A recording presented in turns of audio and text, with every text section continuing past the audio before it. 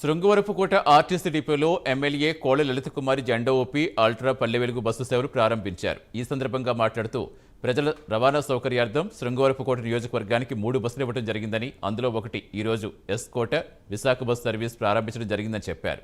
అయితే సిబ్బంది కొరత ఉందని తెలియడంతో ఆ విషయాన్ని మంత్రి దృష్టిలో పెడుతున్నట్టుగా తెలిపారు.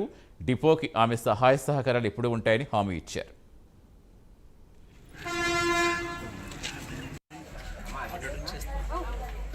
డిపోల్లో మరి కొన్ని బస్ సౌకర్యాల కోసం ఆనాడు కొన్ని ప్రతిపాదనలు ఉన్నాయో వాటిని పెద్ద మనస్సు ఇవాళ ఈ బస్సులన్నీ కూడా ఎక్కడికక్కడ రిలీజ్ చేస్తూ ప్రజల రవాణా సౌకర్యార్థం ఏర్పాటు చేస్తూ అందులో భాగంగానే ఇవాళ మన నియోజకవర్గానికి కూడా నూతన బస్సులు ఒక 3 ఇవ్వడం, అందులో ఒకటి ఇవాళ ఎస్కోట విశాఖపట్నానికి రోజుకి సింగిల్ ట్రిప్పులుగా